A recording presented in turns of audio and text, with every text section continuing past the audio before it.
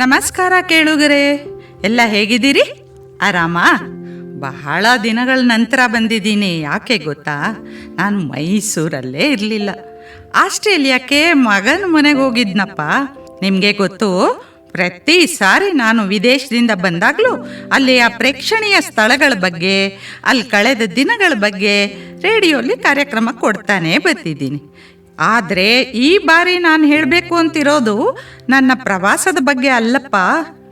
ಒಂದು ತುಂಬ ಕುತೂಹಲಕಾರಿಯಾಗಿರೋ, ನನ್ನ ಜೀವನದಲ್ಲಾದ ಒಂದು ಅಪರೂಪದ ಬದಲಾವಣೆಯನ್ನು ಹೊಂದಿದ ಒಂದು ರೋಚಕ ಕಥೆ ಹೇಳ್ತಾ ಇದ್ದೀನಿ. ನನ್ನ ಮನಸ್ಸು ಪರಿವರ್ತನೆ ಮಾಡಿದ ನೋವಾ ಬಗ್ಗೆ ಹೇಳ್ತಾ ಇದ್ದೀನಿ.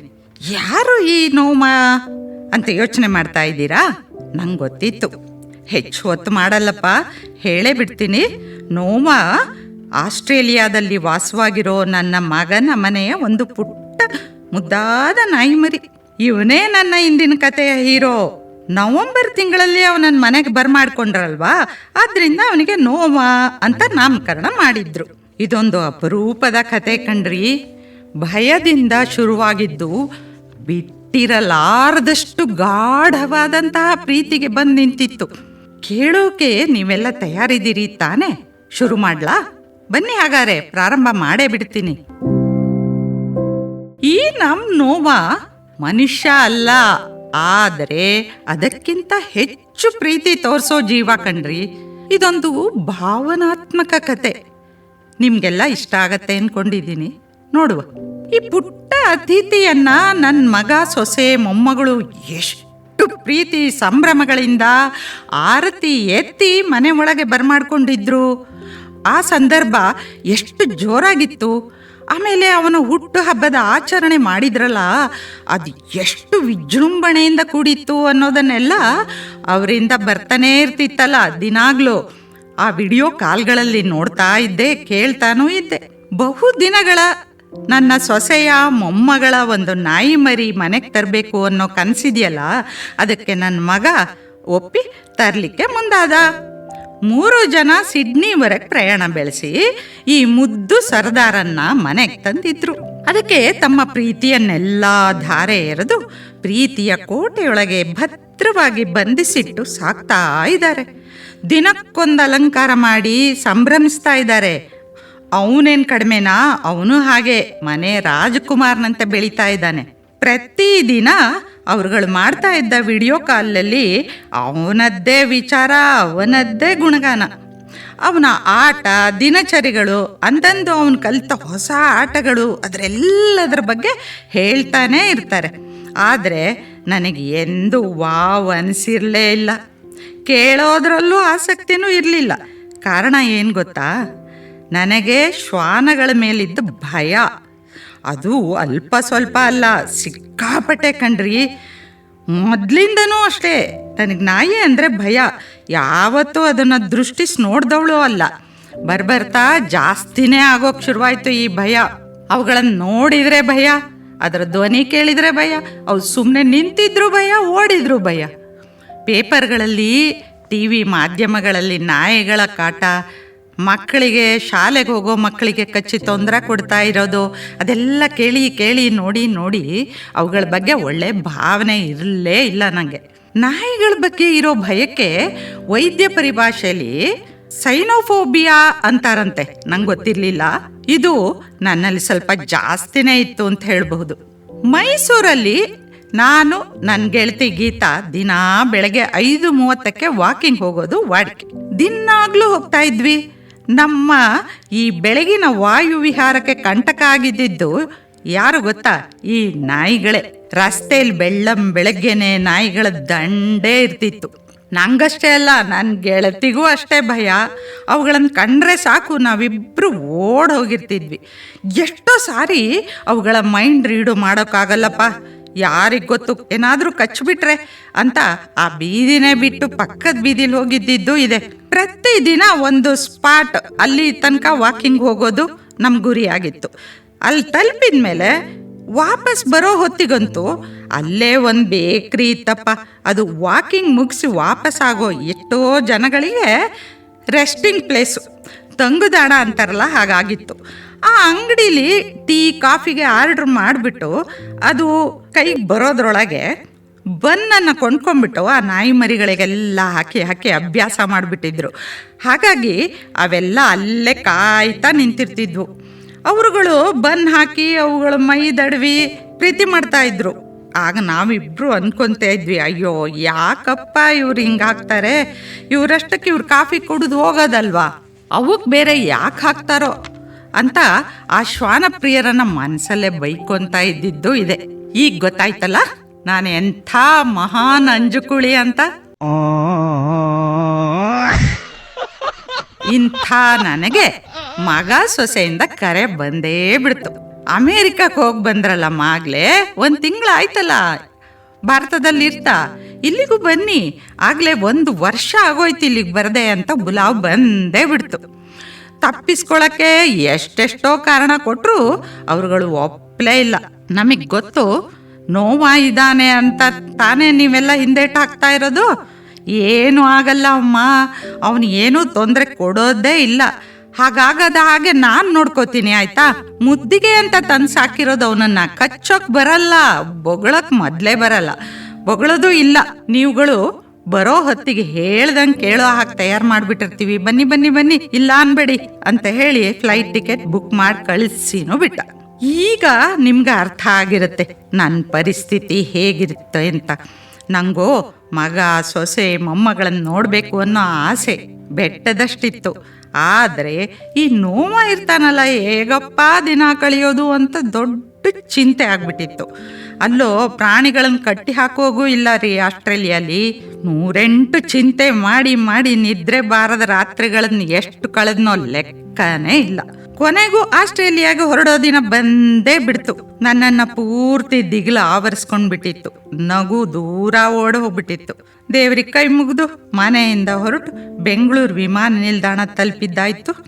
ಅಲ್ಲಿಂದ ಈ ಸಲ ಸಿಡ್ನಿಗೆ ಡೈರೆಕ್ಟ್ ಫ್ಲೈಟ್ ಬುಕ್ ಆಗೋಗಿತ್ತು. ನೀವು ಮಧ್ಯ ಇಳಿದು ಮತ್ತೆ ಹತ್ತಿ ಬೇಡ ಅಂತ ಡೈರೆಕ್ಟ್ ಫ್ಲೈಟ್ ಬುಕ್ ಮಾಡಿಬಿಟ್ಟಿದ್ದ ಮಗ. ಸಿಡ್ನಿಲಿ ಇಳಿದು ಅಲ್ಲಿಂದ ಮೆಲ್ಬೋರ್ನ್ಗೆ ಒಂದು ಕನೆಕ್ಟಿಂಗ್ ಫ್ಲೈಟ್ ಇತ್ತು, ಅದನ್ನು ಹತ್ಬಿಟ್ಟು ಮೆಲ್ಬೋರ್ನ್ ತಲುಪಿದ್ದು ಆಗೋಯ್ತು. ಏರ್ಪೋರ್ಟ್ಲಿ ಲ್ಯಾಂಡ್ ಆಗಿ ನಮ್ಮ ಫಾರ್ಮಾಲಿಟೀಸ್ ಎಲ್ಲ ಮುಗಿಸಿ ನಮ್ಮ ಲಗೇಜ್ ತೊಗೊಂಡು ಹೊರಗೆ ಬರೋ ಹೊತ್ತಿಗೆ ನನ್ನ ಮಗ ಬಂದು ಕಾಯ್ತಾ ನಿಂತಿದ್ದ. ಅವನ ಮುಖ ನೋಡ್ತಿದ್ದಂಗೆ ತುಂಬ ಖುಷಿ ಆಯಿತು. ಕಾರ್ ಹತ್ತು ಕೂತಿದ್ದು ಆಯಿತು. ಕಾರ್ ಮನೆ ಕಡೆಗೆ ಚಲಿಸ್ತಾ ಇದ್ರೆ ಸಂಭ್ರಮದ ಜೊತೆಗೆ ಭಯ ಕ್ಷಣ ಕ್ಷಣಕ್ಕೂ ಜಾಸ್ತಿನೇ ಆಗ್ತಾ ಇತ್ತು ಕಣ್ರಿ. ನನ್ನ ಹೃದಯದ ಬಡಿತ ನನಗೆ ಕೇಳಿಸುವಷ್ಟು ಜೋರಾಗ್ಬಿಟ್ಟಿತ್ತು. ಮಾತಿಲ್ಲ, ಕಥೆ ಇಲ್ಲ, ಬರೀ ನೀರವ ಮೌನ. ಮನೇನೂ ಬಂದೇ ಬಿಡ್ತು. ನನ್ನ ಕಣ್ಣು ಅತ್ತ ಇತ್ತ ನೋಡ್ತಾ ಇದೆ, ಎಲ್ಲಿದ್ದಾನೆ ನೋವಾ ಅಂತ. ಕಾರಿಂದ ಇಳಿದು ಒಳಗೆ ಹೋದ್ರೂ ನೋವಾ ಕಾಣಲಿಲ್ಲ. ಅಬ್ಬಾ ಅಂತ ನಿಟ್ಟಿಸ್ರು ಬಿಟ್ಟೆ. ನಾವು ಒಳಗೆ ಹೋಗಿ ಸ್ವಲ್ಪ ಹೊತ್ತಿಗೆಲ್ಲ ಡೇ ಕೇರಿಂದ ಬಂದವನೇ ಓಡಿ ಬಂದ ನೋಡಿ. ಹೇಗೆ ಹೇಳಲಿ ನಾನು ಆ ಸಂದರ್ಭನ. ನಿಂತಲ್ಲಿ ನಿಲ್ತಿಲ್ಲ, ಛಂಗ್ ಛಂಗ್ ಅಂತ ಹಾರ್ತಾ ಹಾರ್ತಾ ಓಡ್ ಬಂದು ನನ್ನ ಮೇಲೆ ಜಿಗಿತಾ ನೋಡಿ. ಅಯ್ಯಪ್ಪ, ಆತಂಕ, ಭಯ, ನಡುಕ ಎಲ್ಲ ಒಂದೇ ಸಮಯದಲ್ಲಿ ನನ್ನ ಜಂಘಾಬಲವೇ ಉಡುಗಿದ ಅನುಭವ ಆಗೋಯ್ತು. ಮೊದಲು 1 ವಾರ ಆದಷ್ಟು ರೂಮ್ ಒಳಗೆ ಕಳೀತಿದ್ದೆ. ಊಟ ತಿಂಡಿ ಸಮಯದಲ್ಲಿ ಹೊರಗೆ ಬರೋದು ಬಾಕಿ ಅಂತ ರೂಮಲ್ಲೇ ಇರ್ತಿದ್ದೆ. ಅವನ ಕಿವಿನೋ ಸಖತ್ ಚುರುಕು. ಸಪ್ಪಳ ಸ್ವಲ್ಪ ಆದರೂ ಸಾಕು, ಸ್ವಲ್ಪ ನಡೆದಾಡಿದ್ರು ಸಾಕು ಬಂದು ನನ್ನ ಮೇಲೆ ಜಿಗೀತಿದ್ದ. ಅದು ಯಾಕೆ ಗೊತ್ತಾ, ಅಲ್ಲೆಲ್ಲ ವುಡನ್ ಫ್ಲೋರ್ ಅಲ್ವಾ, ಎಷ್ಟು ನಿಧಾನಕ್ಕೆ ನೀವು ನಡೆದ್ರೂ ಜೋರಾಗೇ ಶಬ್ದ ಕೇಳೋದು. ಹಾಗಾಗಿ ಅವನು ಓಡ್ ಬಂದು ನನ್ನ ಮೇಲೆ ಹಾರ್ದಾಗ್ಲೆಲ್ಲ ನಾನೇನು ಮಾಡ್ತಿದ್ದೆ ಗೊತ್ತಾ, ಏನೂ ಪ್ರತಿಕ್ರಿಯಿಸದೆ ಗೋಡೆಗೆ ಬೆನ್ನು ಮಾಡಿ ನಿಂತ್ಕೊಂಡ್ಬಿಡ್ತಿದ್ದೆ. ಈ ಟ್ರಿಕ್ ನನ್ನ ಮಗನೇ ನಂಗೆ ಹೇಳ್ಕೊಟ್ಟಿದ್ದು. ಅದು ವರ್ಕೌಟ್ ಆಯಿತು ಸದ್ಯ. ಒಟ್ಟಿನಲ್ಲಿ ಅವನಿಗೆ ಅನಿಸಿರ್ಬೇಕೇನೋ, ದಿನ ನನ್ನ ಇದೇ ರೀತಿ ನೋಡಿ ನೋಡಿ ಅನಿಸಿರ್ಬೋದು ಅಂತ ಅಂದ್ಕೊಂಡಿದ್ದೀನಿ. ಇವರು ಒಬ್ಬರು ಈ ಮನೆಯ ಸದಸ್ಯನೇ, ಪಾಪ ತುಂಬ ಭಯ ಅನಿಸುತ್ತೆ, ಹೆದರ್ಸೋದು ಬೇಡ ಅಂತ ಬರ್ತಾ ಬರ್ತಾ ನನ್ನ ಹತ್ರ ಜಾಸ್ತಿ ಬರ್ತಿರ್ಲಿಲ್ಲ. ಒಂದು ಕಡೆ ದೂರದಲ್ಲಿ ಕೂತು ಅಲ್ಲಿಂದಲೇ ನಾನು ನೋಡ್ತಾ ಇರೋಕ್ಕೆ ಶುರು ಮಾಡಿದೆ. ಜೊತೆಗೆ ವಾರಕ್ಕೆ 2 ದಿನ ಡೇ ಕೇರಿಗೆ ಬಿಡ್ತಾ ಇದ್ರಪ್ಪ. ನಾವು 1 ದಿನ ಡೇ ಕೇರಿಂದನೇ ಬಂದಿದ್ದು ಅಂತ ಹೇಳಲಿಲ್ವಾ ನಿಮಗೆ? ಆ ದಿನಕ್ಕಾಗೆ ಕಾಯ್ತಾ ಕೂತಿರ್ತಿದ್ದೆ. ಇದು ನನ್ನ ಮೊದಲಿನ ಸ್ಥಿತಿ. ಯಾವಾಗ ಹೋದ ಹೊಸರಲ್ಲಿ ಆದರೆ ದಿನ ಕಳೆದಂತೆ ಯಾಕೋ ಗೊತ್ತಿಲ್ಲ, ನೋವ ಇಲ್ಲದ ಆ ಮನೆ ಖಾಲಿ ಖಾಲಿ ಅನ್ಸೋಕ್ ಶುರುವಾಯ್ತು. ಅದೊಂದು ಸುಂದರ ಪಯಣ ಕಣ್ರಿ. ಹಾಗಂತ ನಂಗೆ ಈಗ ಅನ್ನಿಸ್ತಾ ಇದೆ, ಪ್ರಾರಂಭದಲ್ಲಿ ಪ್ರೀತಿ ಚೂರೂ ಇರಲೇ ಇಲ್ಲ, ಬರೀ ಆತಂಕ ಭಯನೇ ನನ್ನಲ್ಲಿ ತುಂಬಿತ್ತು. ಆದರೆ ದಿನ ಕಳೆದಂತೆ ಭಯ ಸ್ವಲ್ಪ ಕಡಿಮೆ ಆಗ್ತಿದ್ದಿದ್ದು ನನ್ನ ಅರಿವಿಗೆ ಬಂತು. ಅದ್ಯಾವಾಗ ಈ ಮಮತೆ ಬಂತೋ ನಂಗೆ ಗೊತ್ತಾಗ್ಲೇ ಇಲ್ಲ. ಹಾಗಂತ ಹಳೆ ಭಯದ ನೆರಳು ಇನ್ನೂ ಪೂರ್ತಿ ಮಾಯ ಆಗಿಲ್ಲ. ನನ್ನ ಮಗ ಸೊಸೆ ಒಂದ್ಸಾರಿ ಅವನನ್ನು ಮುಟ್ಬಿಡಿ ಅಮ್ಮ, ಧೈರ್ಯ ಬರುತ್ತೆ ನಿಮಗೂ ಅಂದಾಗ್ಲೆಲ್ಲ ಎಸ್ ಇವತ್ತು ಮುಟ್ಟೇ ಬಿಡ್ತೀನಿ ಅಂತ ಹೇಳಿ ಕೈ ಚಾಚ್ತಿದ್ದೆ. ಆದರೆ ಒಂದು ಸಣ್ಣ ನಡುಕ, ಅವ್ಯಕ್ತ ಭಯ ನನಗೆ ಅರಿವಿಲ್ದಂಗೆ ಕೈ ಹಿಂದಕ್ಕೆ ಸರಿತಿತ್ತು. ಆದರೆ ಒಂದಂತೂ ನಿಜ, ಆ ನಡುಕದಲ್ಲಿ ದಿಗಿಲಿಗಿಂತ ಮಮತೆ ಒಂದು ಪಟ್ಟು ಹೆಚ್ಚಾದಂಗೆ ಅನ್ನಿಸ್ತಾ ಇತ್ತು. ಆದರೂ ಸಂಪೂರ್ಣವಾಗಿ ಭಯವನ್ನು ಓಡಿಸೋ ಪ್ರೀತಿಗಾಗಿ ಮನಸ್ಸು ಹಂಬಲಿಸ್ತಾನೇ ಇತ್ತು. ಈ ಭಯ ಪ್ರೀತಿಯ ನಡುವಿನ ಸಂಘರ್ಷದಲ್ಲೇ 2 ತಿಂಗಳು ಕಳೆದೇ ಹೋಗಿತ್ತು. ಆದರೆ ಕೇಳುಗ್ರೆ, ಮ್ಯಾಜಿಕ್ ಶುರುವಾಗಿದ್ದು ಎಲ್ಲಿ ಗೊತ್ತಾ? ಅಡುಗೆ ಮನೇಲಿ ಕಣ್ರಿ. ಏನು ಗೊತ್ತಾ, ದಿನಾಗ್ಲೂ ನನ್ನ ಮಗ ಸೊಸೆ ಇಬ್ಬರು ಕೆಲ್ಸಕ್ಕೆ ಹೊರಟೋದ್ಮೇಲೆ ನಮಗೆಲ್ಲ ತಿಂಡಿ ಮಾಡೋಕ್ಕೆ ಹೋಗ್ತಾ ಇದ್ದಿದ್ದು ನಾನು. ಯಾಕೆಂದರೆ ಅವ್ರು ಬೇಗ ಹೊರಟುಬಿಡೋರು. ಇಡ್ಲಿ ದೋಸೆ ಅಂದರೆ ನಮ್ಮ ಮನೇಲಿ ಎಲ್ರಿಗೂ ತುಂಬಾ ಇಷ್ಟ. ಆಶ್ಚರ್ಯ ಅಂದರೆ ನೋವಾಗೂ ಇವೆರಡು ತಿಂಡಿಗಳಂದರೆ ಪಂಚಪ್ರಾಣ. ದೋಸೆ ವಾಸನೆ ಕೇಳಿದರೆ ಸಾಕು, ಎಲ್ಲಿದ್ರೂ ಓಡಿ ಸೀದಾ ಅಡುಗೆ ಮನೆಗೆ ಬಂದ್ಬಿಡ್ತಿದ್ದ. ಆದರೆ ತುಂಬ ಡೀಸೆಂಟಪ್ಪ, ಇದನ್ನು ಹೇಳೋದು ಮರಿಬಾರ್ದು. ನಾನು ಸಿಕ್ಕಾಪಟ್ಟೆ ಡೀಸೆಂಟು. ನಾನಾಗೆ ಕರೆದು ಕೊಡೋವರೆಗೂ ಕಾಯ್ತಾ ಇರ್ತಿದ್ನೇ ಹೊರತು ಎಂದೂ ನನ್ನ ಮೇಲೆ ಹಾರಿದ್ದಿಲ್ಲ. ಅವನ ಈ ದೈನ್ಯತೆಯ ನೋಟ ನೋಡ್ಬೇಕು ನೀವು. ಎಂಥವ್ರಿಗೂ ಅಯ್ಯೋ ಅಂತ ಅನ್ನಿಸಿ ಪ್ರೀತಿ ಉಕ್ಕಿ ಬರಬೇಕು, ಹಾಗಿತ್ತು. ಬಹಳ ಮುದ್ದು ಕಣ್ರಿ ಅವನು.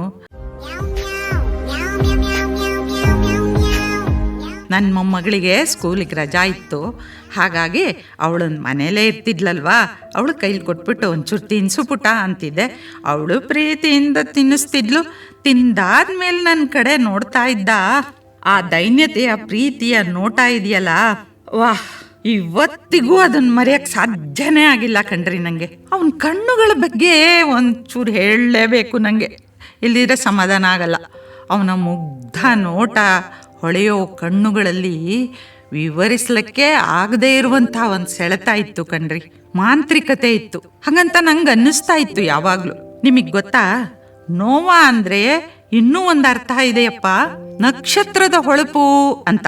ನಮ್ಮ ಮನೆಯ ಹೊಳೆಯುವ ನಕ್ಷತ್ರ ಅವನಾಗ್ಬಿಟ್ಟಿದ್ದ. ಅವನಿರುವಾಗ ಖುಷಿಗೆ ಕೊರತೆನೇ ಇರಲಿಲ್ಲ. ಈ ಪುಟ್ಟ ಜೀವದೊಂದಿಗಿನ ನಮ್ಮ ಮನೆಯಲ್ಲಿ ಎಲ್ಲರ ಆತ್ಮೀಯತೆ ಇದೆಯಲ್ಲ, ಅದು ವಿವರಣೆಗೆ ಮೀರಿದ್ದು ಕಣ್ರಿ, ಹೇಳಿ ಮುಗ್ಸಕ್ಕಾಗಲ್ಲ. ಈಗ ನಂಗೆ ಗೊತ್ತಾಗ್ತಾ ಇದೆ, ಅವನು ಓಡೋಡ್ ಬರ್ತಿದ್ನಲ್ಲ ನಾನು ಹೋದೋಸ್ತ್ರಲ್ಲೂ, ಆಗ ಬರ್ತಿದ್ದಿದ್ದು ಕಚ್ಚೋಕಲ್ಲ, ಪ್ರೀತಿಯನ್ನ ಅರಸ್ ಬರ್ತಿದ್ದ ಅಂತ. ಈಗ ಇದು ತಿಳಿಯೋ ಹೊತ್ತಿಗೆ ತುಂಬ ತಡ ಆಗ್ಬಿಟ್ಟಿದೆ. ನಾವು ಹೊರಡೋ ಟೈಮ್ ಬಂದ್ಬಿಟ್ಟಿತ್ತು. ಅವನ ಮೈ ಸವರಿದಾಗ ಆ ಮೃದುವಾದ ತುಪ್ಪಳ, ಆ ಅವನ ಮುಗ್ಧ ನೋಟ ನೋಡ್ತಿದ್ನಲ್ಲ, ಅದನ್ನು ನಾನು ಮರೆಯೋಕ್ಕೆ ಸಾಧ್ಯ ಇಲ್ಲ. ಭಾರತಕ್ಕೆ ವಾಪಸ್ ಹೊರಡೋ ದಿನ ಬಂದಾಗ ನನಗಾದ ಅವ್ಯಕ್ತ ಸಂಕಟ ಇದೆಯಲ್ಲ, ಅದನ್ನು ಹೇಗೆ ಹೇಳಲಿ ನಾನು, ನಂಗೆ ಗೊತ್ತಾಗ್ತಾನೆ ಇಲ್ಲ ಹೇಗೆ ಹೇಳಲಿ ಅಂತ. ನನಗರಿವಿಲ್ಲದೆ ಅವತ್ತು ಕಣ್ಣಂಚು ತೇವ ಆಗಿತ್ತು ಕಣ್ರಿ. ಮನಸ್ಸು ತುಂಬ ಖಾಲಿ ಖಾಲಿ ಅನ್ನಿಸ್ತಾ ಇತ್ತು. ನೀವು ಏನೇ ಹೇಳಿ ಈ ವಿದಾಯ ಹೇಳೋದಿದೆಯಲ್ಲ, ಅದು ತುಂಬ ಕಷ್ಟ. ಈ ಬಾರಿ ಪ್ರತಿ ಸಲಕ್ಕಿಂತ ಜಾಸ್ತಿ ಮನಸ್ಸು ಭಾರ ಆಗ್ಬಿಡ್ತು. ನನ್ನ ಪ್ರೀತಿಯ ಮಗ, ಮಗಳ ಸ್ಥಾನ ತುಂಬಿದ್ದ ಪ್ರೀತಿಯ ಸೊಸೆ, ಮುದ್ದಿನ ಮೊಮ್ಮಗಳು ಎಲ್ಲರನ್ನೂ ಬಿಟ್ಟು ದೂರ ಹೋಗ್ಬೇಕಲ್ಲ ಅನ್ನೋ ನೋವು ಪ್ರತಿ ಸಲ ವಾಪಸ್ಸಾಗುವಾಗಲೂ ಇರ್ತಿತ್ತು. ಈ ಸಲ ಅದ್ರ ಜೊತೆಗೆ ಇನ್ನೊಂದು ಪ್ರೀತಿಸೋ ಜೀವ, ನಿಮಗೆ ಗೊತ್ತು ಯಾರು?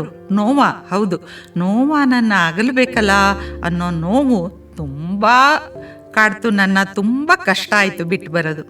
ಈಗ ವಾಪಸ್ ಭಾರತಕ್ಕೆ ಬಂದು ಆಗಿದೆ. ಕೂತ್ರೆ ನಿಂತ್ರೆ ಅವನದ್ದೇ ನೆನಪು. ಕಣ್ಣು ಮುಚ್ಚಿದ್ರೆ ಸಾಕು, ಬಾಲ ಅಲ್ಲಾಡಿಸ್ತಾ ಚೇಷ್ಟೆ ಮಾಡ್ತಾ ಇದ್ದ ಆ ಮುಗ್ಧ ಕಣ್ಣುಗಳ ನಮ್ಮ ನೋವ ನನ್ನ ಕಣ್ಣೆದ್ರಿಗೆ ಬರ್ತಾನೆ ಇರ್ತಾನೆ. ನೆನಪಿಸ್ಕೊಂಡಾಗ್ಲೆಲ್ಲ ಕಣ್ಣು ತೇವಾಗತ್ತೆ. ಈ ಬಾರಿಯ ನನ್ನ ಆಸ್ಟ್ರೇಲಿಯಾ ಪ್ರವಾಸಕ್ಕೆ ರಂಗು ಕೊಟ್ಟಿದ್ದೇ ನೋವ. ಈಗ ಯಾರಾದರೂ ನಿನ್ನ ಬೆಸ್ಟ್ ಫ್ರೆಂಡ್ ಯಾರು ಅಂತೇನಾದರೂ ಕೇಳಿದರೆ ಅನುಮಾನನೇ ಇಲ್ಲ, ಅದು ನೋವಾನೇ. ಭಯದಿಂದ ಶುರುವಾದ ಪಯಣ ಬಿಟ್ಟು ಹೋಗಲಾರದಷ್ಟು ಗಾಢವಾದ ಪ್ರೀತಿಗೆ ಬಂದು ನಿಂತಿದೆ ಈಗ.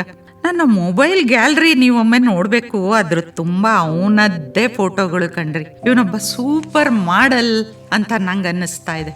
ಈ ಪ್ರೀತಿಯಿಂದ ತಲೆ ಸವರಿದಾಗ ಕಣ್ಣು ಮುಚ್ಚಿ ಆ ಪ್ರೀತಿಯನ್ನು ಸ್ವೀಕರಿಸ್ತಾ ಇದ್ನಲ್ಲ, ವಾಹ್, ಅದು ವರ್ಣನೆಗೆ ಮೀರಿದ್ದು. ಲವ್ ಯು ನೋವಾ ಅಷ್ಟೇ ನನ್ನ ಬಾಯಲ್ಲಿ ಬರ್ತಾ ಇರೋದು. I love you so much. ಪ್ರೀತಿಯ ಮುಂದೆ ಭಯ ಎಷ್ಟು ಗೌಣ ಅನ್ನೋ ಪಾಠನ ನಾನು ಅವನಿಂದ ಕಲಿತೆ. ಈಗ ಅವನು ಕೇವಲ ನಾಯಿ ಮರಿಯಾಗಿ ಉಳಿದಿಲ್ಲ, ನನಗೆ ಪ್ರೀತಿಯ ಹೊಸದೊಂದು ಲೋಕವನ್ನೇ ತೆರೆಸ್ಕೊಟ್ಟವ ಆಗ್ಬಿಟ್ಟಿದ್ದಾನೆ. ಒಂದಂತೂ ಸತ್ಯ ಕಣ್ರಿ, ಪ್ರಾಣಿಗಳಿಗೆ ಒಂದು ಹಿಡಿ ಪ್ರೀತಿ ಕೊಟ್ರೆ ಅದರ 2 ಪಟ್ಟು ನಮಗೆ ಸಿಗುತ್ತೆ. ಅವಕ್ಕೆ ನಮ್ಮಂತೆ ಮಾತನಾಡಕ್ ಬರದೇ ಇರಬಹುದು, ಆದರೆ ನಮಗಿಂತ ಹೆಚ್ಚು ಪ್ರೀತಿಸೋ ದೊಡ್ಡ ಹೃದಯ ಅವಕ್ಕಿದೆ. ಅದಕ್ಕೆ ಹೇಳಿದ್ದು, ದಯವಿಟ್ಟು ಪ್ರಾಣಿಗಳನ್ನು ಪ್ರೀತಿಸಿ, ಅವು ನಿಮ್ಮ ಜೀವನವನ್ನೇ ಬದಲಾಯಿಸ್ತವೆ. ಅದಕ್ಕೆ ನಾನೇ ಎಲ್ಲೂ ಹುಡ್ಕೊಂಡೋಗ್ಬೇಕಾಗಿಲ್ಲ, ನಾನೇ ದೊಡ್ಡ ಸಾಕ್ಷಿ. ಓಹ್, ಆಗಲೇ ಸಮಯ ಆಗೇ ಬಿಡ್ತು. ಗಂಟೆಯ ನೆಂಟ ನಿನಗೆ ಕೊಟ್ಟ ಸಮಯ ಮುಗ್ದಿದೆ ಅಂತ ಎಚ್ಚರಿಸ್ತಾ ಇದ್ದಾನಪ್ಪ. ಇಲ್ಲಿಗೆ ನಿಲ್ಲಿಸ್ತೀನಿ.